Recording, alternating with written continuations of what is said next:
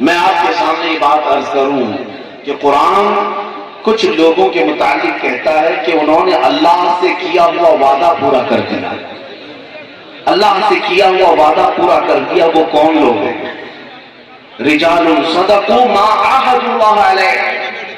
اللہ سے کیا ہوا وعدہ تم سب نے بھی کیا، ہم سب نے بھی کیا ہے. اللہ سے کیا ہوا وعدہ پورا کرنے کا مطلب یہ ہے کہ اس رب ذوالجلال نے یوم میثاق میں ارواح سے، تمام کی روحوں سے یہ پوچھا تھا الست بربکم، کیا میں تمہارا رب نہیں ہوں؟ سبوں نے جواب دیا تھا بلا وربنا، کیوں نہیں، تو ہمارا رب ہے. یہ اللہ سے کیا ہوا وعدہ ہے، اور اس رب کی رضا کے ساتھ دنیا میں زندگی گزارا تو گویا کہ اس نے اپنے رب سے کیا ہوا وعدہ دنیا میں بھی پورا کیا. یہ چند ہی لوگ ہوتے ہیں، چند ہی لوگ ہوتے ہیں جو اللہ تعالیٰ سے کیا ہوا وعدہ دنیا میں بھی نبھا کر کے جاتے ہیں. میرے عزیزو، انہی اشخاص میں ہم نے حضور امانت اعلیٰ حضرت علامہ قاری امانت رسول صاحب قبلہ کی زندگی کو دیکھتے ہیں، جن کی زندگی کو میں نے جتنا محسوس کیا یا دیکھا، بس ایک پیر کی حیثیت سے نہیں دیکھا بلکہ ایک عاشق رسول کی حیثیت سے دیکھا. اللہ تعالیٰ نے اسم با مسمہ بنایا تھا، اور ان کے والد سرکار مفتی اعظم ہند رحمۃ اللہ تعالیٰ علیہ کی دعا سے اگر نام امانت رسول رکھا تھا تو زندگی بھر انہوں نے رسول اللہ کی امانت کو اپنے سینے سے سجایا تھا. بہت اچھا، ماشاء اللہ، زندگی بھر. اور یہی اصل زندگی ہے، یہی اصل زندگی ہے. مصطفیٰ کریم کی امانتیں تم سب کے پاس بھی ہیں، وہ نبی پاک کی سنتیں ہیں، وہ نبی پاک کے اخلاق و کردار ہیں. اگر ان امانتوں کی حفاظت کرو گے تو اس کورس میں آیا ہوا ہر زائر امانت رسول بن کر کے جائے. بہت اچھا، بہت اچھا.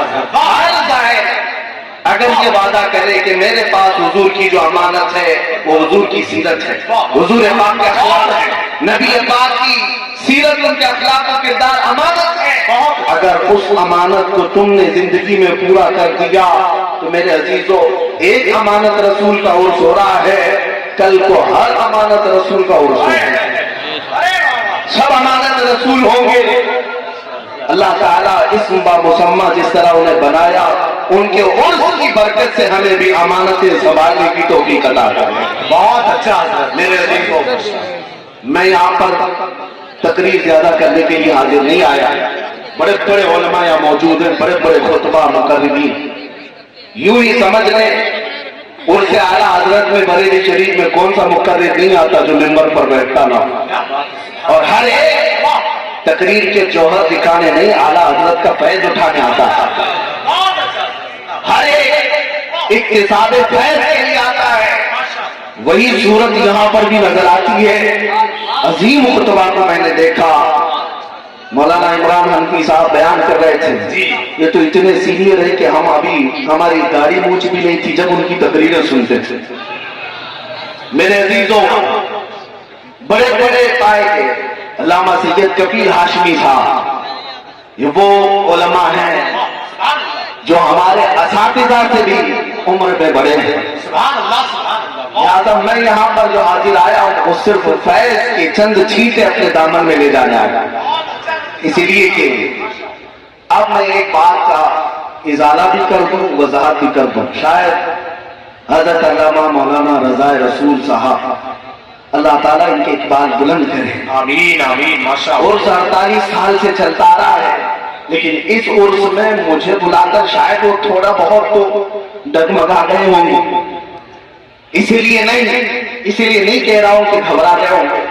حالات ایسے ہیں کہ انہیں پتا ہوگا.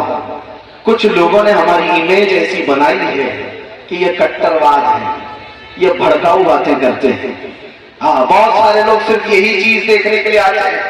میرے عزیزو، ہماری پوری ہسٹری موجود ہے، ہماری پوری تاریخ موجود ہے.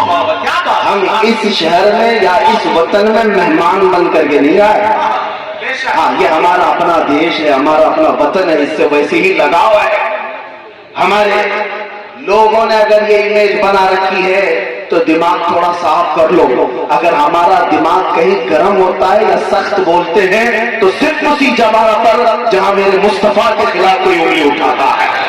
کیا بات ہے. نعرہ تکبیر، نعرہ رسالت، مشرق اعلیٰ حضرت اور سے اعلیٰ حضرت، آل انڈیا مفتی اعظم ہند کانفرنس اور سے امانت اعلیٰ حضرت.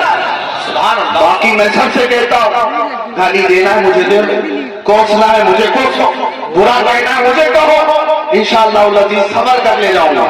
تمہارا جواب نہیں دوں گا. مجھے جتنی گالیاں دے سکتے ہو دے لو، لیکن قسم خدا کی اگر میرے مصطفیٰ کی طرف انگلی بھی اٹھایا تو جان اگر باقی ہے تو ہم جواب دے کر کے رہیں گے. اس لیے نہیں کہ صرف اور صرف یہ جذبات کی بات ہے، اس لیے کہ ہماری جان سے زیادہ بڑھ کر کے معاملہ ہے. دنیا کو یہ معلوم ہونا چاہیے کہ ہم اگر اس کائنات میں سب سے زیادہ کسی سے محبت کرتے ہیں تو وہ اللہ کے حبیب مصطفیٰ کریم کی ذات، حضور پاک کی ذات ہے، اور وہی ہمارے جذبات ہیں. اور اگر یہ بات بھی سن لیں، کوئی اگر یہ کہتا ہے نبی پاک صلی اللہ علیہ وسلم کی شان میں کوئی بھوکتا ہے تو بھوکنے دو، آپ کو کیا فرق پڑتا ہے؟ آپ کو کیا فرق پڑتا ہے؟ میں کہتا ہوں ہم اتنے بے غیرت نہیں ہوئے. تم تو اپنی بیوی کو چھیڑو تو اچھل جاتے ہو. ہاں، تم تو اپنی بہن اور ماں کے خلاف نہیں سننا چاہتے. ہمارا حال یہ ہے کہ کروڑوں ماؤں سے زیادہ ہم اپنے مصطفیٰ سے محبت کرتے ہیں. نبی پاک صلی اللہ علیہ وسلم سے محبت کی بات ہے، اس وجہ سے ہم کبھی جواب دینے میں سخت لہجہ استعمال کرتے ہیں، اس کے باوجود قانون کے دائرے میں رہ کر کے کرتے ہیں. یہ تو ہمارے اخلاق کی بات ہے جو اسلام نے ہمیں تمیز سکھائی ہے، جو اسلام نے ہمیں اخلاق سکھائے ہیں، اس دائرے میں رہ کر کے بات کرتے ہیں. اور انشاءاللہ العزیز بوٹیاں 1000 کر لو لیکن ہر ٹکڑا میرے مصطفیٰ کی حفاظت، ان کی عزت کی حفاظت کے لیے رہے گا. ان کے ناموں کی حفاظت کے لیے انشاءاللہ. زندہ باد، زندہ باد.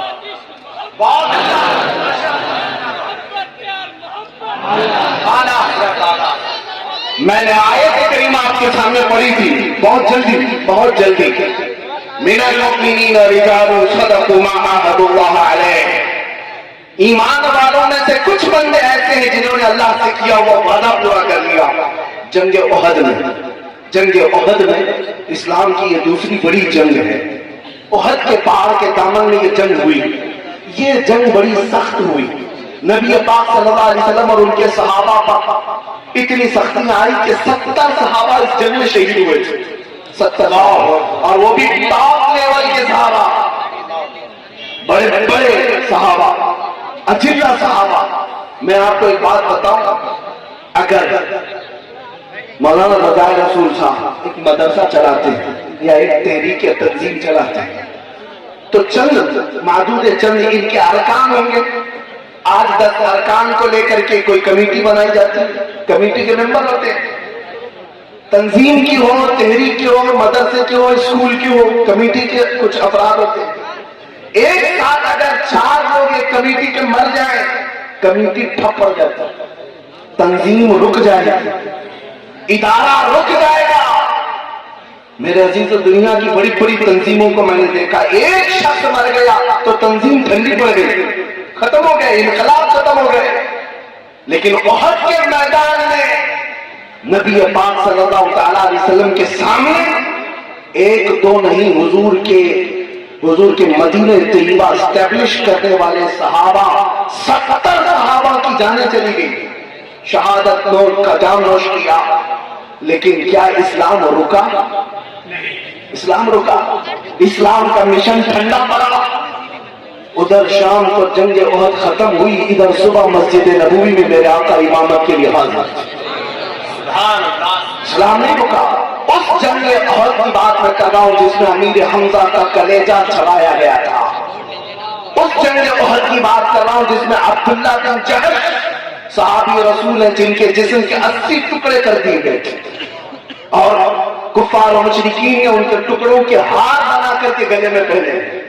عبداللہ بن جہش کا اسی جنگ احد کی بات کر رہا ہوں جس میں انس بن نضیر صحابی رسول کو ایسا رونق دیا گیا تھا کہ ان کی ایک انگلی کے علاوہ جسم کا کوئی حصہ ہی نہیں ملا، کوئی حصہ نہیں ملا ایک انگلی کے علاوہ۔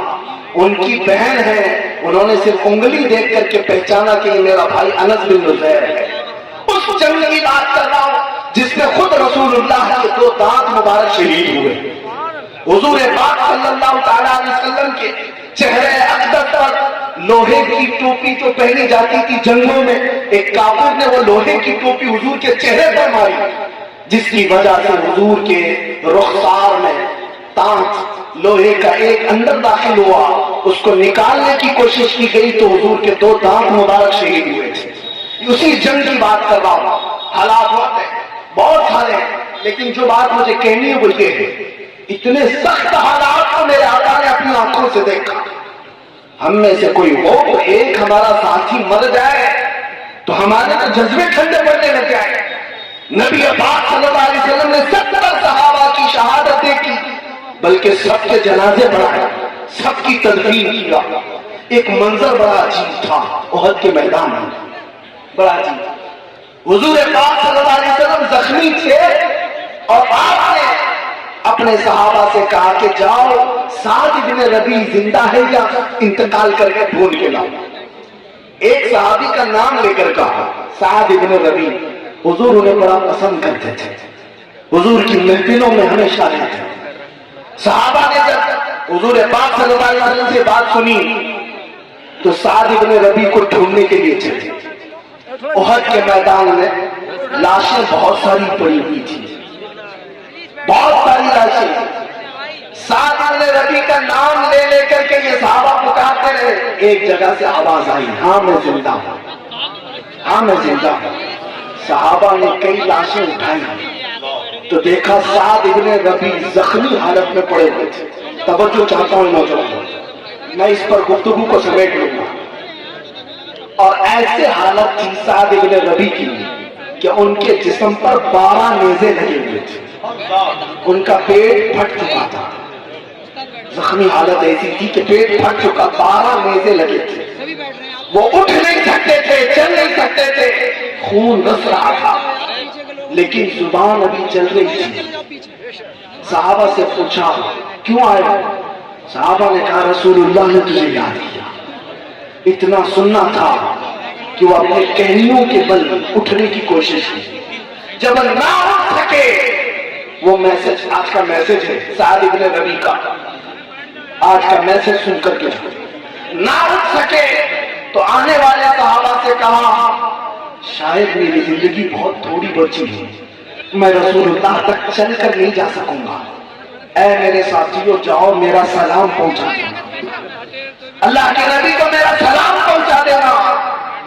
ایک تو نبی پاک کو سلام پہنچایا اور دوسرا میسج کیا دیا سنو، 12 نیزے لگے ہیں۔ علماء ذویل احترام اور تمام حضرات، ایک آخری بات میری توجہ کرو، آخری بات توجہ کرو، جس کے جسم پر 12 نیزے لگے تھے پھٹ چکا، وہ صحابی سعد بن ربیع میسج میں دیتے ہیں اے میرے ساتھیوں میرے آقا کو سلام کہنا، اور پھر دوسرا میسج یہ ہے میری قوم والوں سے کہنا، مدینے والوں سے کہنا کہ اگر تم سب زندہ رہے اور تمہاری زندگی میں اگر کوئی رسول تک ہاتھ بڑھا دیا تو قیامت کے دن میں اسے نہیں چھوڑوں۔ بھائی کہا کوئی تمہارا عذر قبول نہیں کیا جائے گا، اگر حضور پاک کی طرف تمہارا کسی کا ہاتھ بڑھ گیا اور تم زندہ رہے، تم جوان تھے، طاقتور تھے، تو پھر قیامت کے دن تمہارا عذر نہیں قبول کیا جائے گا۔ تم یہ نہیں کہہ سکو گے میں بوڑھا تھا، میں بچہ تھا، میں کمزور تھا۔ وہ صحابی رسول کا پیغام ہے میرے عزیزوں، وہی پیغام ہمیں جوش دلاتا ہے کہ کل بروز قیامت کہیں رب ذوالجلال کی بارگاہ میں کھڑے ہونے کے وقت ہم سے یہ پوچھ لیا جائے تو ہی وہ جوان ہے، تیرے سامنے تیرے نبی کو گندی گالیاں دی جاتی تھی، تو جواب ہمارا کیا ہوگا؟ اے نوجوانوں، کیا تم یہ کہو گے کہ اللہ میں تو رات بھر فیس بک چلانے میں مصروف رہتا تھا، انسٹاگرام چلانے میں مصروف رہتا تھا، گیم کھیلنے میں مصروف رہتا تھا، اسی لیے میرے عزیزو طاقت و استطاعت جتنی ہے میرے آقا کی عزت کا دفاع کرنا ہر مسلمان پر واجب ہے، ہر مسلمان پر واجب ہے۔ ہم اپنے نبی پاک صلی اللہ علیہ وسلم کی عزت کا دفاع کیسے کر سکتے ہیں؟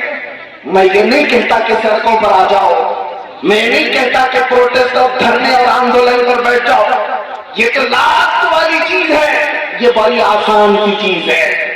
میں یہ کہتا ہوں اگر نبی پاک کی عزت کی اتنی زیادہ فکر ہے تو عہد کرو اے نوجوانوں کو کہ دنیا میرے مصطفیٰ کی طرف انگلی اٹھاتی ہے، میں قسم کھا کر کے کہتا ہوں اب جیوں گا تو مصطفیٰ کے طریقے پر واہ واہ، سبحان اللہ سبحان اللہ، بہت اچھا حضرت، حضور کے اخلاق پر جیوں گا۔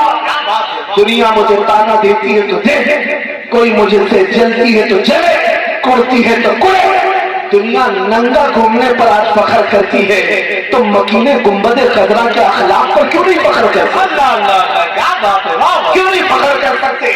دنیا کا سب سے حسین چہرہ میرے مصطفیٰ کا چہرہ ہے، دنیا کے سب سے عظیم اخلاق میرے مصطفیٰ کے اخلاق ہیں۔ بہت اچھا۔ اگر اس چہرے کی اور اس اخلاق کی پیروی نہ کرو گے تو پھر کس کی کرو گے؟ عزیزان گرامی وقار، اسی لیے اعلیٰ حضرت کی بات سنو۔ اعلیٰ حضرت نے 100 سال پہلے ہمیں یہ بتایا تھا، آج لے ان کی پناہ، آج مدد مانگ، آج لے ان کی پناہ، آج مدد مانگ سے، گھر نہ مانیں گے قیامت میں اگر مان گیا، گھر نہ مانیں گے قیامت میں اگر مان گیا، اس لیے کہ قیامت میں بہت سارے لوگ ماننے کو تیار ہوں گے، کیونکہ پتہ ہے وہاں عزت ہوگی تو رسول اللہ کی ہوگی، عرش حق ہے مسند رفعت رسول اللہ کی، دیکھنی ہے حشر میں عزت رسول اللہ کی۔ ماشاءاللہ، حضور کی عزت کو دیکھ کر ہر کوئی کہے گا، لیکن کمال یہ ہے اے نوجوان آج آجا ان کے دامن میں، آج آجا ان کے قدموں میں۔ اقبال نے سچ کہا تھا، آبروئے ماں زنام مصطفیٰ، ہم سب کی عزت و آبرو مصطفیٰ کریم کے قدموں سے وابستہ ہے۔ ابھی میں بیٹھا تھا، ہمارے بڑے بزرگ عالم دین، آپ نے مجھ سے یہی فرمایا کہ آج جو لوگ آپ سے محبت کر رہے ہیں کہ میرے مصطفیٰ کا انعام ہے، اور حقیقت ہے جب تک بکے نہ تھے تو کوئی پوچھتا نہ تھا، یا رسول اللہ تم نے خرید کر ہمیں انمول کر دیا، تم نے خرید کر ہمیں انمول کر دیا۔ اسی لیے میں یہ پیغام بھی دے کر کے جاؤں گا، اے نوجوانوں بے دام ہی بک جائیے بازار نبی، بے دام ہی بک جائیے بازار نبی میں، اس شان کے سودے میں خسارے نہیں ہوتے۔ بے شک جو حضور پاک کی وفاداری پر آ جاتا ہے اللہ ساری کائنات کو اس کے لیے مسخر کر دیتا ہے، دلوں کو اس کی طرف پھیر دیتا ہے۔ جو نبی پاک کا غلام ہوتا ہے وہ زندگی میں بھی راز کرتا ہے اور قبر میں جانے کے بعد بھی راز کرتا ہے، اس کی عزت پہ کوئی کمی نہیں آتی۔ اس لیے آؤ نبی پاک کے قدموں میں آؤ۔ ہمارے بزرگوں نے، ہمارے علماء نے جو تمہیں میسج دیا، بار بار یہ چیخ چیخ کر تمہیں بلاتے ہیں، نوجوانوں اپنے اخلاق کو سنوارو، اپنے اخلاق کو سنوارو۔ آج مجھے بڑا افسوس اس بات کا ہوتا ہے، سب سے زیادہ نشہ ہمارے محلوں میں، سب سے زیادہ نشہ ان نوجوانوں کے ہاتھوں میں ہے جن کی نسبت میرے مصطفیٰ سے ہے۔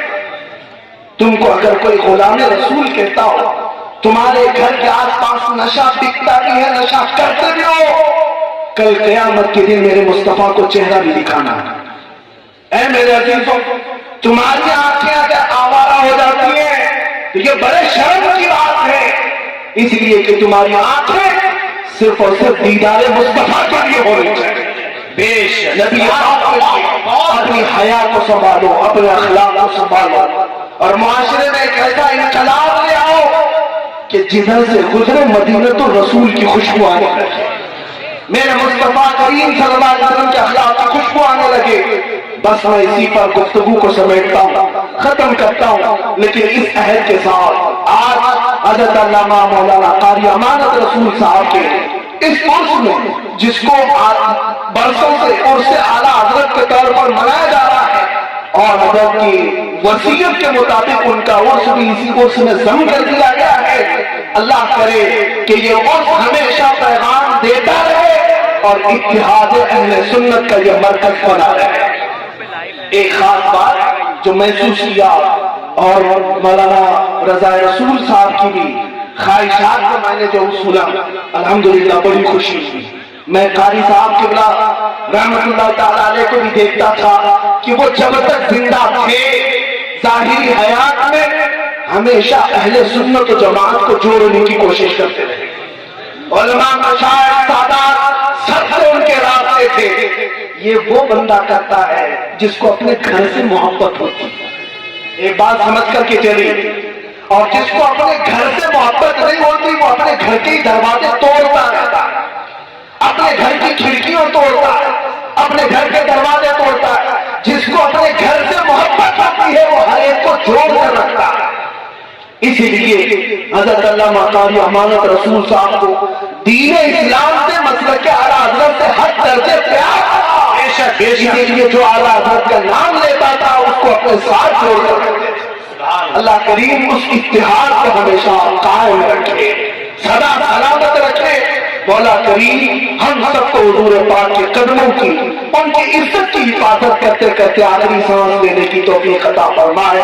آج کے ان حالات پر یہ میری گفتگو کا اختتام ہے. آج کے ان حالات پر جو لوگ ہم سے سوال کرتے ہیں, حالات بگڑے ہوئے ہیں, بڑے تماشے ہو رہے ہیں, روز بروز ہمارے خلاف نہ جانے کیا کیا معاملات ہو رہے ہیں. ہماری مسجدیں کیا ہوں گی, ہماری خانقاہیں کیا ہوں گی, ہمارا قرآن کیسے بچے گا, ہمارا اسلام کیسے بچے گا, علماء کا کیا ہوگا, مدرسوں کا کیا ہوگا. سارے سوالات ایک جگہ, سب کا حل ایک ہے, سب کا حل ایک ہے. جس کو اقبال نے کہا تھا کہ محمد سے وفا کی محمد سے وفا تمہیں تو ہم تیرے ہیں. یہ جہاں چیز ہے کیا لوہو قلم تیرے ہیں. کچھ اور کرنے کی ضرورت نہیں ہے نوجوانوں, بس اتنا کرو قوت عشق سے ہر دست کو بالا کر دو, دہر میں نام محمد سے اجالا کر دو. وآخر دعوانا الحمدللہ.